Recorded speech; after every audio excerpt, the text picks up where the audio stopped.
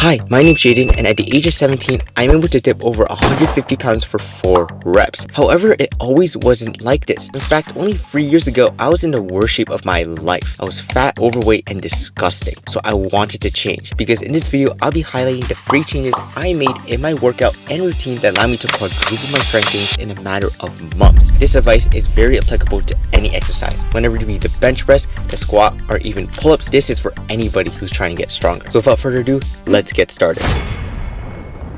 Part 1 is rep ranges. Your rep range can determine whenever you make monstrous gains or you plateau for months or even years. To keep it simple, we'll be analyzing this chart right here. As you can see, by training in the lower rep range, 3 to 5 reps, you're training for power and strength. Training within the 6 to 12 rep range is for hypertrophy, and anything beyond 15 reps is for muscular endurance. This is important because you want to be training within the rep range that accords to your goals. For example, for me, I want to be training in the 3 to 5 rep range because I want to get stronger at weighted dips, which is what I'm doing right now. But if your goal is to get better at muscular endurance or even build more muscle, choose your rep range that accords to your goals. However, do not misinterpret this chart. Many people think that, oh, if I do 5 reps at the gym and any exercise, I would just get automatically stronger. But this is so wrong because you are missing one very important factor in building muscle and strength: muscular failure. Muscular failure refers to the point where the muscles are so fatigued that you cannot perform another repetition no matter how hard you try. So using this knowledge, here's exactly what I did and still do to this day in order to get stronger. Firstly, I do a full working set of full maxing weight for 3 to 5 reps of weighted dips. Then I rest and do a second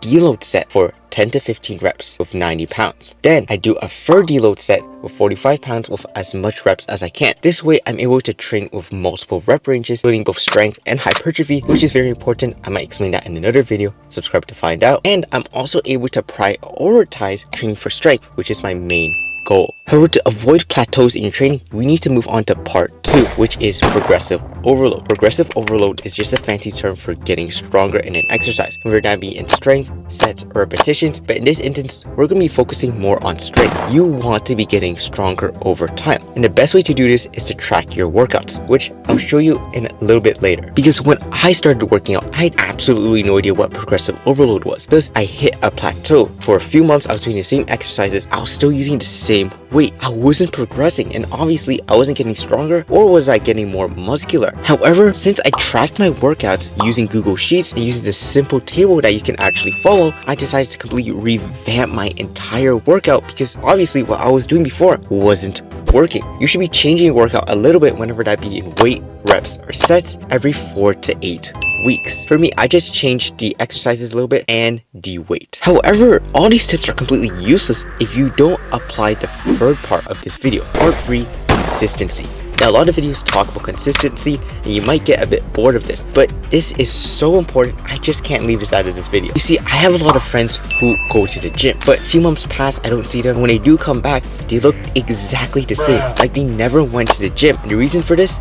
They're just inconsistent. Yes, I do believe they do train hard. However, they might train hard one day, not go to the gym for 2 weeks, and expect results. Don't see the results, get unmotivated, and never go back. You need to stay consistent. Whenever that be going once a week, twice a week, 3 times a week, no matter how much times, you need to go to the gym consistently, doing those exercises consistently, and progressively overloading consistently on a weekly basis in order to see results. And yeah, that's basically it. This is a no BS guide to getting stronger. This is what works for me, and I really hope you find this video useful in some way. If you did enjoy, please subscribe, like, and comment. I'm trying to be a big content creator in the future. Peace.